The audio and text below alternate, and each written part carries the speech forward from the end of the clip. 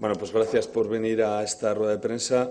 El motivo de la misma, al margen de ponerme luego a su disposición para cuantas preguntas consideren oportunas, es trasladarles una iniciativa que vamos a presentar esta misma mañana en el Parlamento de Navarra, que es la petición de la comparecencia con carácter de urgencia de la presidenta del Gobierno de Navarra para que nos explique el convenio que firmó el Gobierno de Navarra, que tuvimos ocasión de ver en un medio de comunicación, por el cual el Gobierno de Navarra firmó con la Fundación Caja Navarra para garantizar la financiación de la Orquesta Sinfónica de Navarra.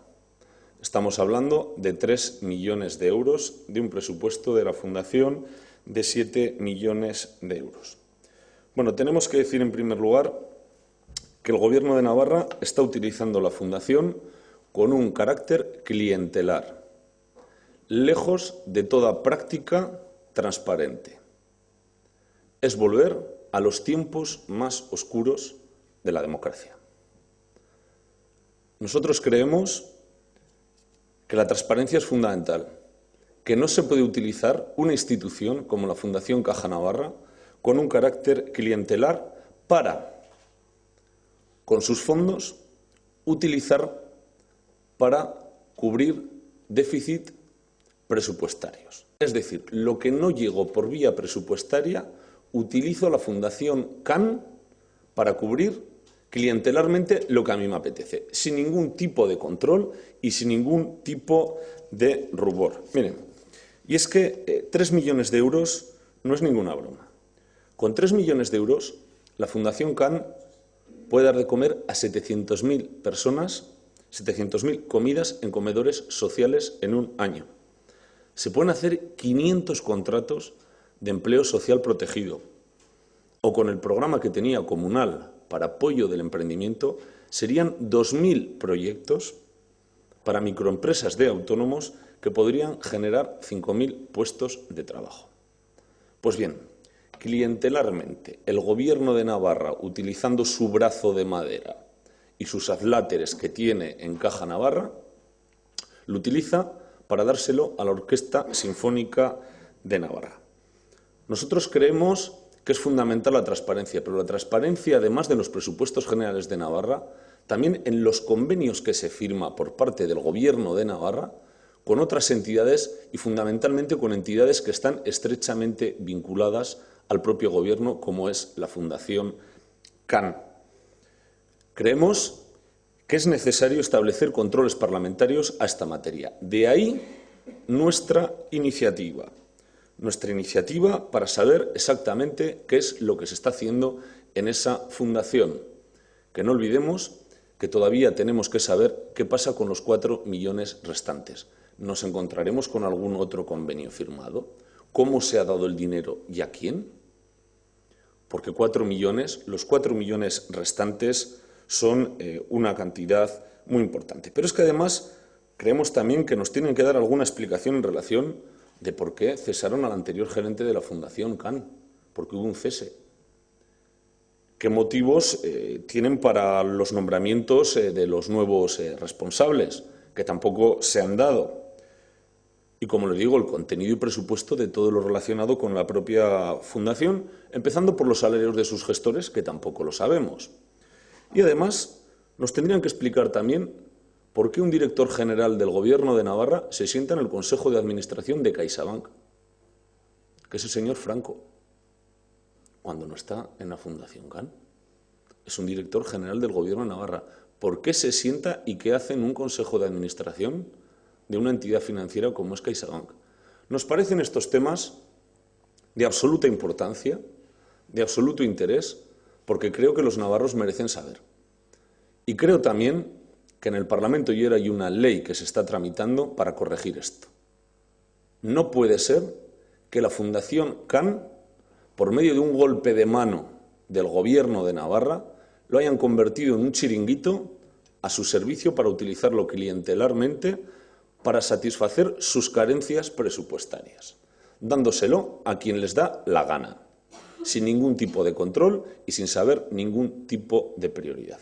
Por eso queremos que la presidenta del Gobierno de Navarra nos dé todas las explicaciones a ese respecto, porque nos parece un tema lo suficientemente serio.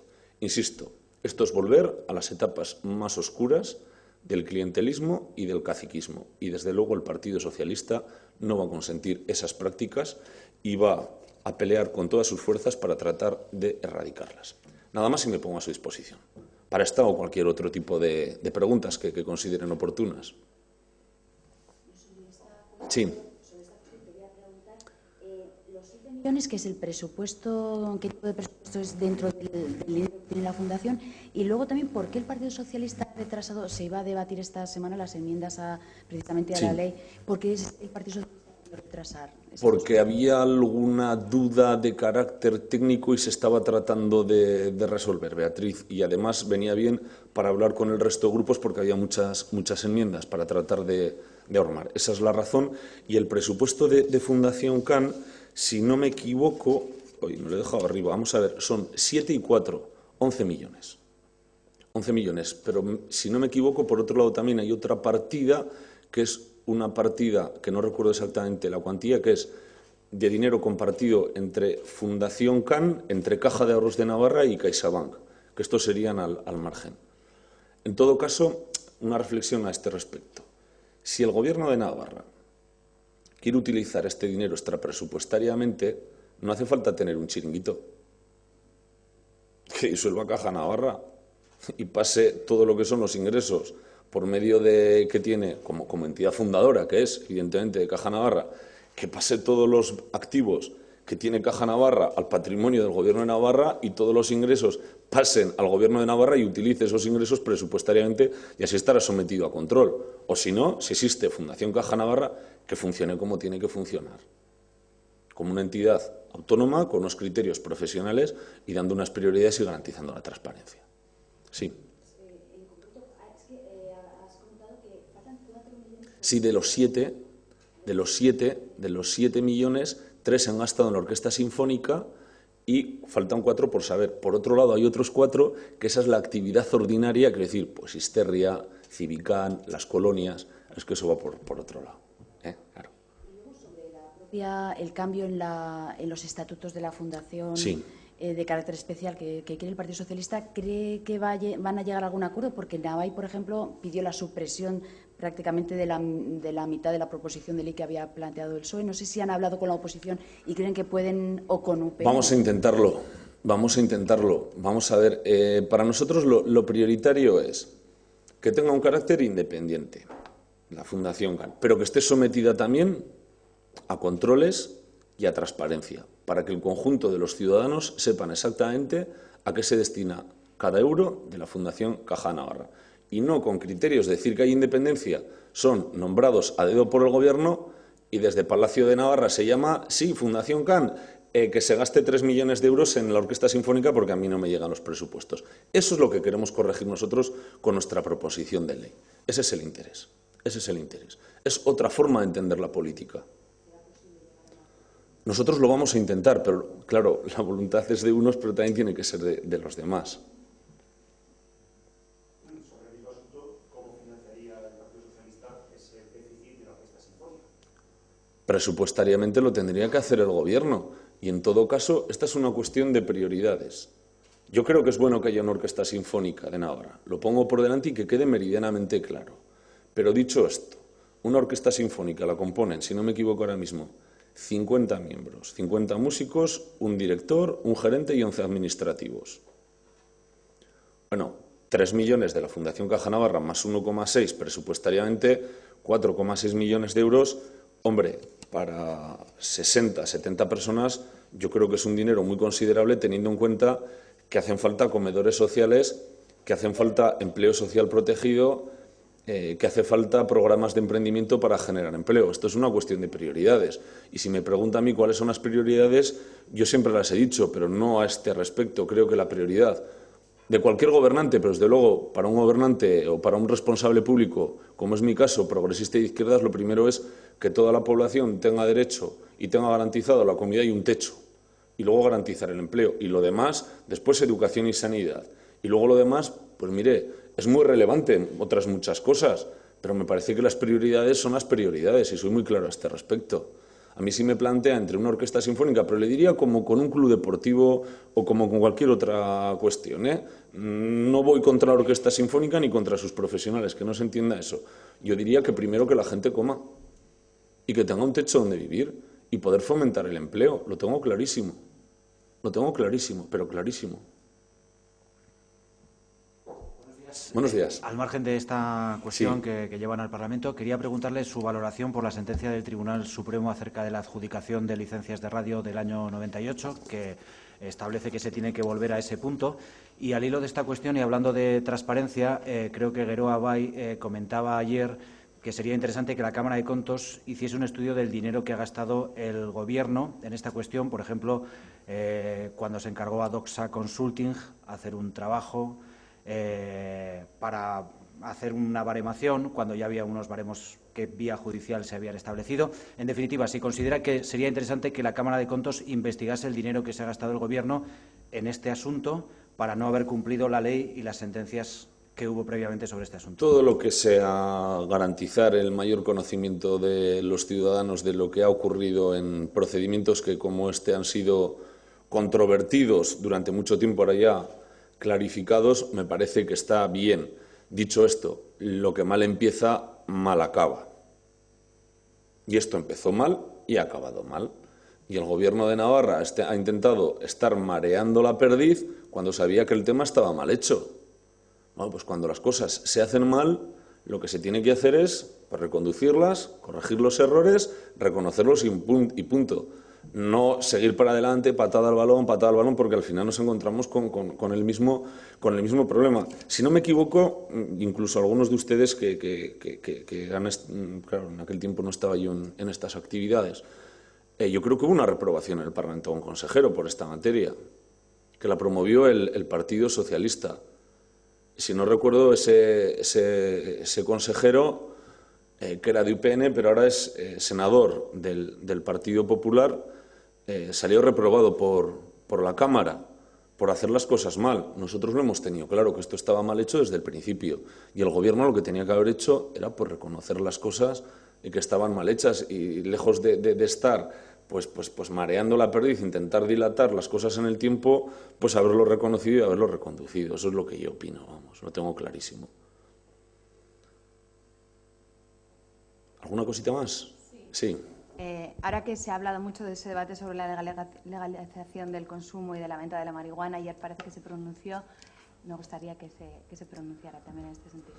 Bueno, yo lo que tengo que decir que a la vista de lo que está ocurriendo en otros sitios y en democracias muy consolidadas, en países muy modernos, yo tengo que decir que me parece que es un debate especialmente interesante y en respecto a mi posición quiero decirlo que yo soy favorable a la legalización de la marihuana y del hachís, todo dentro de un orden. No se trata aquí de que haya barra libre. Creo que tendrían que ser productos estancados.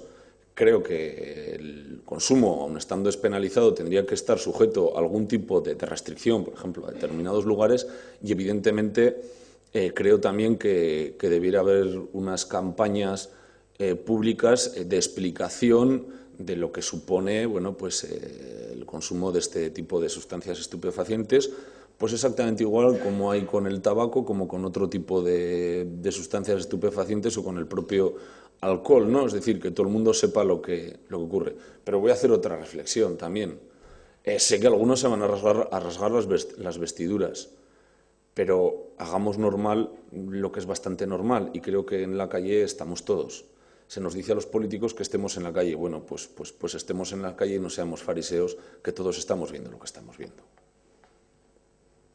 Entonces, ¿debería que se legalizara porque realmente está generalizado el consumo? No sé si podrías... No, hombre, yo generalizado no digo que fume todo el mundo, como fumar no fuma todo el mundo, como beber no fuma todo el mundo, pero que es una cuestión que la estamos viendo y la estamos viviendo en la calle. O sea, que todo no estoy diciendo nada que no se vea o que no se sepa. Creo que ante esa circunstancia es mejor abordarlo con un debate sereno, profundizar en la legalización, pero una legalización, insisto, yo no estoy hablando de una barra libre, en ningún caso. Estoy hablando con producto estancado y con las pertinentes campañas y, evidentemente, con algunas restricciones. Hombre, con el tema de menores, pues evidentemente no. Y quiero decir una cosa.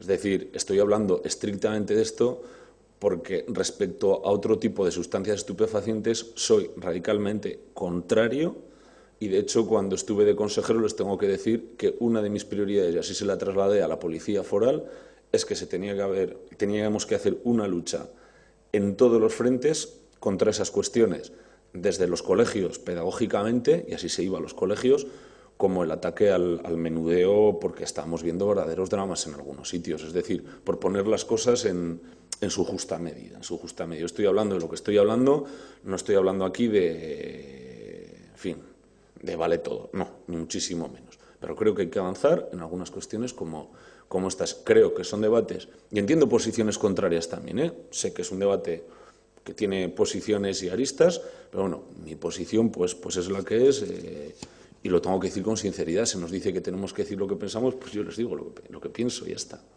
¿Pero cuál sería el motivo por el que cree que esa medida, ese paso se tendría que dar? ¿Cuál es el motivo? Abordar una realidad social. Abordar una realidad social. ¿Y cuál es el problema para que no? ¿Queremos erradicar mafias, menudeo, trapicheo? ¿Queremos tener unas mejores garantías sanitarias? Pues esto es lo que me hace a mí planteármelo desde ese punto de vista. Y luego hacer normal lo que es cotidiano y estamos viviendo en nuestra sociedad, ¿no? Esta es la realidad. Y insisto, entiendo otras posiciones, ¿eh? Pero me gustaría, por favor, que quedara muy claro, porque sé que este tema es lo suficientemente controvertido para decir que, oiga, que estoy hablando de lo que estoy hablando y con otro tipo de sustancias estupefacientes a saco. A saco.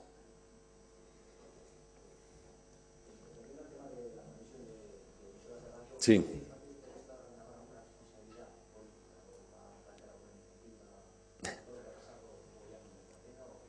Vamos a ver, estamos hablando del año 98, fíjese, año 98. ¿Los responsables dónde están? Porque si pido responsabilidad política, es decir, al expresidente de gobierno, entonces en aquel momento Miguel Sanz, ¿qué responsabilidad? Estoy haciendo un ejercicio de reflexión, ¿eh? ¿Qué responsabilidad política le puedo pedir a una persona que ya no está? Pues responsabilidad política no le puedes pedir. Al consejero del ramo lo reprobamos en su día. Ya no está de consejero. Pues evidentemente esto lo que tiene es un reproche de carácter público y político, decir, oiga, ustedes han hecho las cosas chapuceramente. Pero esto vinculado con lo que he empezado en la rueda de prensa, convendrán que hay una similitud, que es la forma de hacer las cosas y de entender el poder. Yo soy el poder, y entiendo que soy el poder, muy de derechas, y como soy el poder hago lo que me da la gana. Y el poder es un fin en sí mismo, y a partir de ahí doy, porque me da la gana. Y en función de qué doy, para que sirva a mis intereses, ¿para qué? Para mantenerme en el poder. ¿Para construir sociedad? Esa es una cuestión anecdótica, no les importa. ¿Para vertebrar sociedad? Eso no les importa. El fin es el poder. No el poder como un medio para transformar y construir sociedad. Porque hay una similitud, si se da cuenta, en la forma de entender las formas de hacer la política, de entender la política. Claro, y tenemos una radical diferencia, algunos con ellos.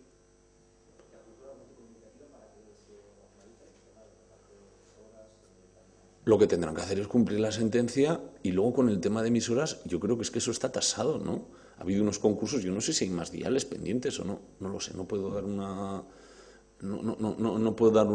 opinión de lo que desconozco, lo que no conozco en profundidad. Vamos, tengo alguna idea, pero bueno, hace poco hubo un concurso, yo no sé si hay más emisoras, más capacidad en el dial para sacar concursos o para poder corregir aquella circunstancia. Como no lo sé, no lo puedo decir.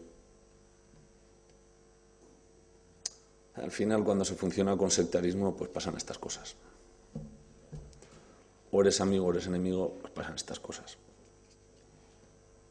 Muy bien, ¿alguna cosita más? Pues nada, buen fin de semana. Hasta luego.